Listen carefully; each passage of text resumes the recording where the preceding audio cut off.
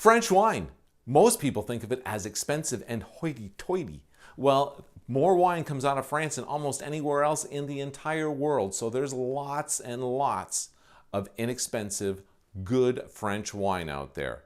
If you want to know more about French wine, you should drink more French wine. Or do like I did and go to France, or as us North Americans say, France.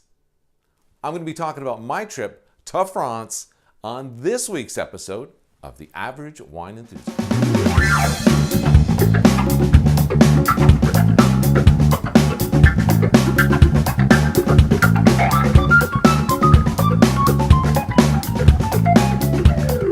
Hi there, my name is Mike LaPlante and I'm the Average Wine Enthusiast.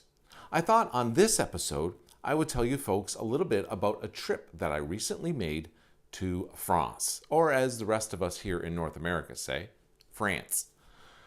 And obviously you can imagine that being any kind of wine enthusiast, that going to France was going to be a big leap in my wine drinking journey. It would be a big leap in any wine enthusiast's journey, and that's where a lot of folks go to learn a lot about wine. And why is that? Well, I think the same reason for that is the same reason that a lot of my trepidation towards diving into French wine existed in the first place. We're used to, in drinking New World wine, which we talked about on the last episode, there's a certain marketing that's involved with wine that comes out of British Columbia, comes out of California, comes out of Australia. And that, of course, is the use of selling single varietals. So you're buying a Cabernet Sauvignon or a Merlot or a Pinot Noir or a Sauvignon Blanc. You are attracted to a variety. The relationship that you're making with that bottle of wine is based on a single grape. And I think our minds can really attach ourselves to something like that because we have flavored everything. Everything, it's either got some kind of herb or spice or lemon or something. We can attach a flavor to something else. So if we have a Cabernet Sauvignon, we can have some sort of expectation of what that wine is going to taste like based on the variety of the grape that it took to make that wine. That's not the way they do it in France. It's something that you really have to either do the research for, and figure out, how they grow their grapes, how they make their wine, how they market their wine, or you just drink a bunch of French wine, which is kind of what I did. I knew I was going to France, and I wanted to get used to the flavor of some of the wines from the region that I was going to, so I started drinking nothing but French wine. That's one way to do it. You can drink a lot of French wine and then you'll learn about French wine. But there's the internet, and you can go and find out as much as you need to know about French wine. The way they sell it, they don't do the varietal thing, which I think I've touched on in a previous show.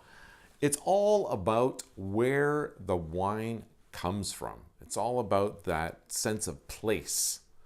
That's what French wine is all about.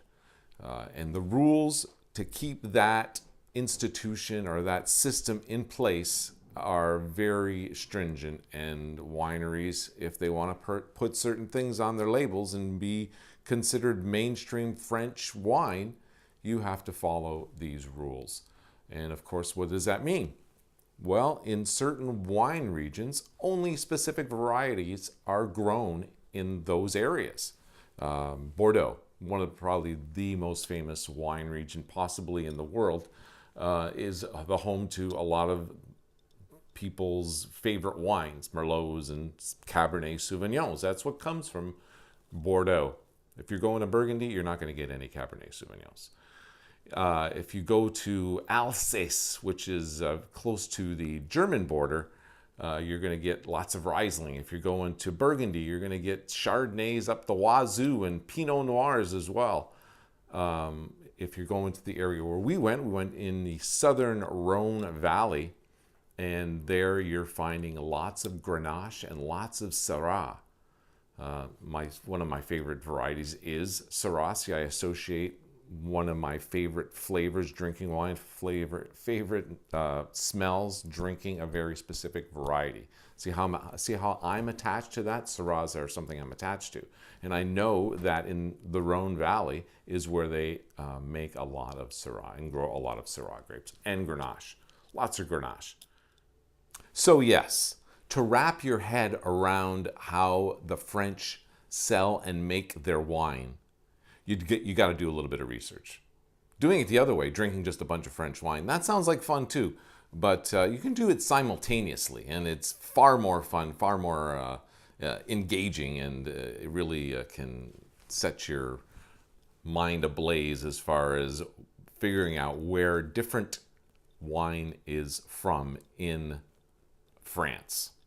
So having said that, like I've already mentioned, I went to the Rhone Valley, and we stayed, while we were in France, the first part of our trip, we stayed in a little village called Sablé.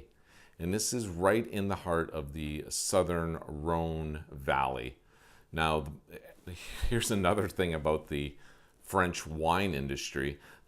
All the regions have their own naming conventions. I'm sure some of you have heard the phrase cru. Well, cru's it's like a quantitative measurement that tells you what grade, it's like a grade level for wines. There's cru, there's first cru, there's grand cru, premier cru possibly. So you get the idea. Crus they go up higher and higher. And of course, the price goes up as well. I saw that mostly when we went to Burgundy, which I'll probably mention maybe on a later show or maybe even later this show. But in the Rhone Valley, there is Côte de Rhone, which is that's the common denominator. All grapes that are grown within the defined region known as the Rhone Valley region is the Côte de Rhone. That's the basic grape that they grow there, and it's usually, like I said, Grenache and Syrah. If it's Côte de Rhone with that on the label. Then the next step up is Côte de Rhone Village, which that allows the village from where the wine comes from to put their name on the bottle. And oftentimes it's right in the bottle, like the glass is blown with some kind of dye on there and you can see the name of the village. So that's the next step up. But there are appellations that have their own name to them. And like Gigondas and Rasteau. There's a few others that are not coming. Segre is in there as well. And those are the next level up after Côte de Rhone Village. And those are usually more money, and the rules whereby those winemakers are allowed to put that on their bottle are very stringent, like I said, and that's what's got to be in that bottle. It's got to be made a specific way and specific percentages and all that kind of stuff. So that's the whole rule thing in where we were at. So yeah, we stayed in Sablé, which is one of the Côte de Rhone Village. So there is Sablé wine out there. Maybe I'll show a little photo of it over here. I have some in my cellar right now. And we stayed in this medieval village. It's on a hill, it's stone walls, and it's like you're in a storybook almost, the place where we stayed. So what do I want to say? From there, we went to many villages, and there's beautiful markets, open air markets every day of the week. But of course, I wanted to take advantage of the wine tasting in the area. Didn't do hardly as much as I wanted to, didn't go to the places I wanted to go to, but we still enjoyed ourselves greatly. The one day that me and the other person one of the other people that I went with, who is a winemaker, and I'm going to have him on the show with his facility and how up to snuff it really is. I'm going to have him on the show at some other point. But him and I went to two specific wineries, just the two of us, and we had a proper tasting, lots of questions, and they were kind enough to show us around their facilities. So first we went from Sablé, then we went up into Ségéré, and then you go out of town and you start climbing a mountain road, as so often is the case, and then we found ourselves at a winery called Domaine La Mourchon. And the reason that we went to this particular winery is because the woman who is the property manager of the place where we were staying, she knew that we were into wine, and she wanted to make sure that we had a taste of some of the best wines in the area. So she obviously thought that Mourchon was one of those places. She also told us that she worked at another winery called Chien Bleu, and that it was kind of out in the middle of nowhere, and the wines were sort of pricey, and they really got it going on. But she didn't actually suggest that we go to Chien Bleu, because she knew we wanted to also go to Gigondas, to Chateau Saint-Côme, which we never ended up going. So if I go back to that area for one reason, it's to go to Gigondas. But so we ended up going to Chien Bleu as well, instead of going to Gigondas. I'm not exactly sure why, but because the road to get to Chien Bleu from the Domaine La Mourchon it was rough, and if you put Chien Bleu in your GPS while you're at Mourchon, it would show you a short distance to drive. But the people told us, don't take that road there. Go all the way around. Take a more traveled road, as it were. Even then, the last part of our trip up to Chien Bleu was definitely an interesting one. You got to pull over and let somebody by a very narrow road, and you could tumble off, and it wouldn't be a pleasant sight. So we've made our way up to Chien Bleu. Beautiful setting up there. And the wines that they served there were awesome as well. I didn't mention the wines at Mourchon. It's a cool operation in so much that it is owned by a Scottish person, and he bought the place and turned it into what it is now. And they have some beautiful rosé there. They have a wine they call Tradition, which is, I believe, Syrah and Grenache, which makes sense. And I think it's more Syrah than it is Grenache. Then they have the Family Reserve, I believe. And I think that's what I took home, was a Family Reserve. It won an award. It's a 2015. Should be yummy. And they were also kind enough, like I said, to bring us into their facilities and show us how things were done, because the person I brought with me was a winemaker. He's asking all these technical questions. So the woman behind the bar, the gentleman's name, I believe, is Walter. He's like in his 80s, but he let one of his associates, one of his workers, do the tasting for us. And she was the one who said, hey, you want to tour the facilities? You want to pick up some slack? No, it's something else. And we said, sure.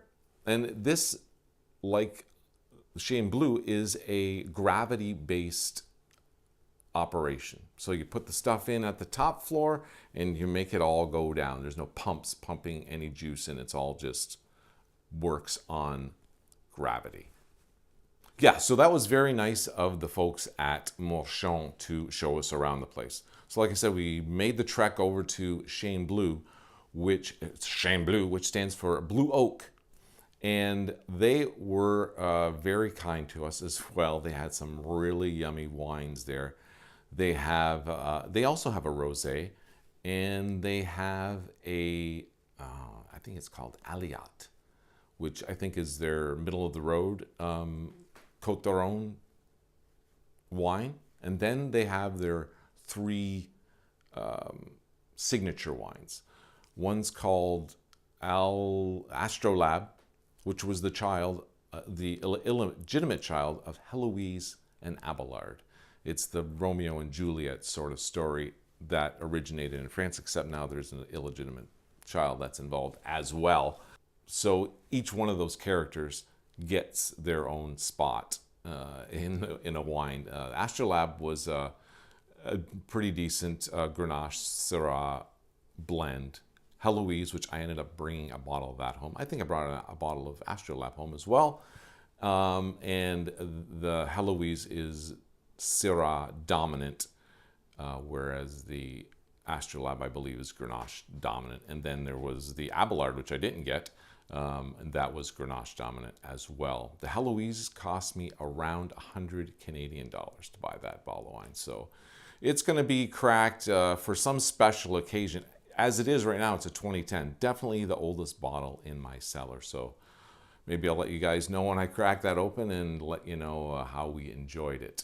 Yeah, so I just wanted to share those little stories about going to wineries on my trip to France. I had shot some footage there that I wanted to share with you folks. After we left Sablé, we ended up going up to the Burgundy region and stayed at a couple Airbnbs up there and drank a bunch of yummy Pinots, had some amazing tastings, and had a blast there as well. The whole trip was quite amazing in terms of the wine that I was able to drink on a daily basis.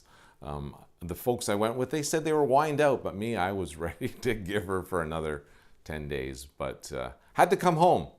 I'll be going back to France, so for sure. I guess this is going to do it for this episode. Thanks a lot for watching. If you like the show, please subscribe. Tell your friends about the show. If you have any comments, put them down below. And until next time, I'm Mike LaPlante, and I'm the Average Wine Enthusiast. Salute!